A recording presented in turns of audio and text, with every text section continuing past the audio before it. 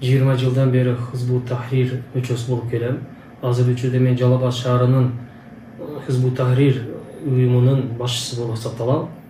Жалал Абад шаарында Hizbut Tahrir диний экстремисттик уюмунун туруктуу түзүмү ачыкталып жабылды. УКМК аталган уюмдун 22 мүчөсүн кармаган. Алардын арасында шаар боюнча жетекчиси, 5 рухий насаатчысы, 8 окутуучусу болгон.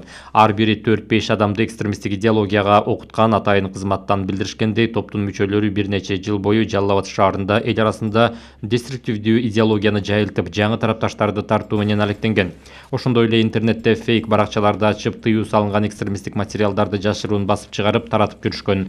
Кармалгандар талкууланып жаткан дин тутуу эркиндиги жана диний уюмдар жөнүндөгү жаңы мыйзам долбооруна каршы чыгып, ага каршы баракчаларды таркатуу иштерин жүргүзүшкөнү айтылды. Мындан тышкары алар жолугушууларын жашыруун өткөрүү үчүн укук коргоо органдарынын кызматкерлери байкап турабы же жокпу деп асмандан дрон аркылуу текшерип турушкан. Hizbut Tahrir диний экстремисттик уюмунун мүчөлөрү убактылуу кармоочу жайга киргизилди.